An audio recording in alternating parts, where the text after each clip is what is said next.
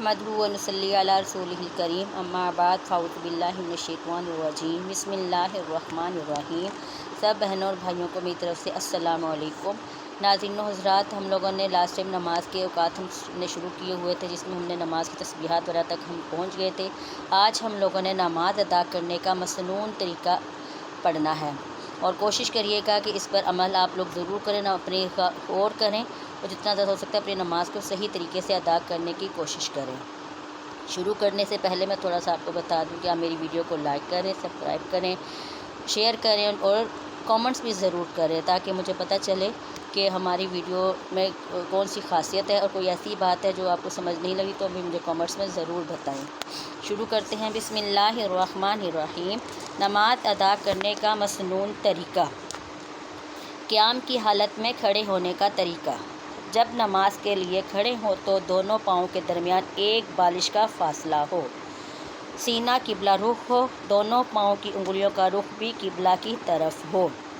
तकबीर तहरीमा का तरीका। तकबीर तहरीमा कहने का तरीका। अपने दोनों हाथ कानों तक लेकर जाएं कि अंगूठा कान के बराबर हो जाए। हाथों की उंगलियों को ना ज़्यादा कशादा करें, ना आपस में मिलाएं। जो हाथ की आम हालत हो इसी तरह रखें। हथेलियों का रुख किबला की तरफ हो और नज़र भी किबला की तरफ हो। अल्लाहु अकबर कहते हुए नमाज में दाखिल हों। नमाज में हाथ बांधने का तरीका।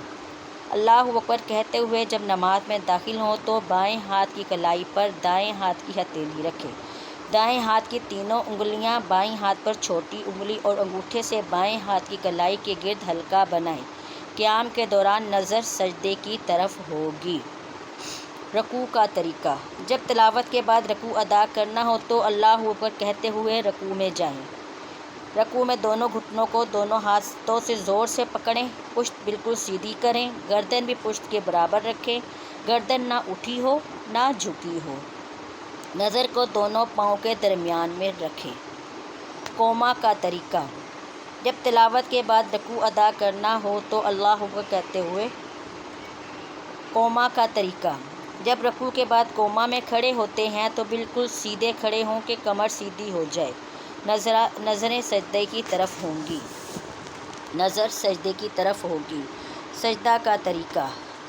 कोमा के बाद जब सजदा में जाते हैं तो सबसे पहले घुटने ज़मीन पर लगें, फिर दोनों हाथ, फिर नाक, फिर पेशानी। सजदे में दोनों हाथों के दरमियान इतना फ़ासला होगा कि सर आराम से रख सकें, यानी जितना फ़ासला हमारे कंधों के दरमियान होता है। दोनों हाथों की उंगलियां किबला की जानिब हों। दोनों पाँव की उंगलियों के पेट ज़मीन पर लगे हों। कोहनियाँ ना तो पहलुओं से लगी हों ना ज़मीन पर बिछी हों, बल्कि उठी हुई हों। रानें पिंडलियों से जुदा हों। सजदे के दौरान नाक, पेशानी, हाथों और दोनों पाँव की उंगलियां ज़मीन से लगी हों। जब सजदे से उठें तो पहले पेशानी, फिर नाक, फिर हाथ, आखिर में घुटने उठेंगे, यानी जिस तरह सजदे में गए उठते वक्त इसके बरक्स होगा। सजदे के दौरान नज़रें नाक पर रहेंगी। जलसे का तरीका। दोनों सजदों के दरमियान बैठते हैं तो दायां पाँव खड़ा करके बायां पाँव बिछा लें। बिछे हुए पाँव पर बैठें। हाथ रानों पर इस तरह रखें कि ना बिछे हों ना घुटने पर लटके हों, बल्कि जहाँ से घुटना शुरू होता है इस पर रखें। जलसे के दौरान अपनी नज़रें गोद में रखें। कायदे में बैठना। कायदे में जलसे की तरह बैठें। हाथों और पाँव की हालत भी वैसी ही होगी। जब शहादत की उंगली उठाएं तो अशहदु अल्ला इलाहा इल्लल्लाह पर उठाकर इल्लल्लाह पर गिरा दें। जब अशहदु अल्लाह पर पहुँचे तो अंगूठे और दरमियानी उंगली का हल्का बनाकर शहादत की उंगली उठाएं और जब इल्लल्लाह कहें तो उंगली गिरा दें। चाहें तो उंगलियां खोल लें, चाहें उंगलियां बंद कर दें। कायदे के दौरान नज़रें गोद पर रखें। सलाम का तरीका।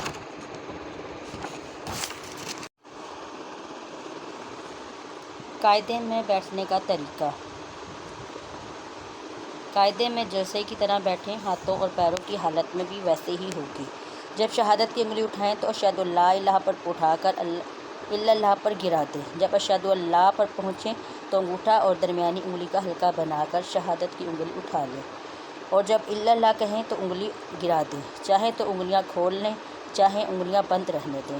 قاعدے کے دوران نظریں گود پر رکھیں گے۔ سلام کا طریقہ: جب دائیں جانب سلام پھیریں تو نظریں دائیں کندھے پر رکھیں اور چہرہ تو اتنا گھمائیں کہ پیچھے والا آپ کا دایاں گال دیکھ سکے۔ جب بائیں جانب سلام پھیریں تو نظریں بائیں کندھے پر رکھیں اور چہرہ اتنا گھمائیں کہ پیچھے والا آپ کا بایاں گال دیکھ سکے۔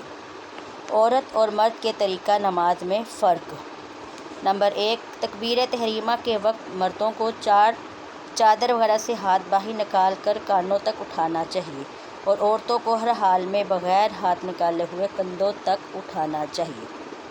نمبر 2، تکبیر تحریمہ کے بعد مردوں کو ناف کے نیچے ہاتھ باندھنا چاہیے اور عورتوں کو سینے پر۔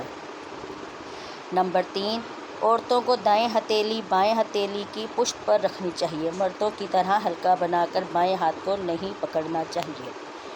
نمبر 4، رکوع میں عورت کو صرف اتنا جھکنا چاہیے کہ اس کے ہاتھ گھٹنوں تک پہنچ جائیں۔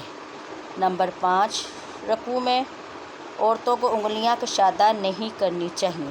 نمبر 6، رکوع میں عورتوں کی کہنیاں پہلو سے ملی ہوئی ہوں گی۔ نمبر 7، عورتوں کو سجدے میں پیٹ کو رانوں سے اور بازو کو بغل سے ملانا چاہیے۔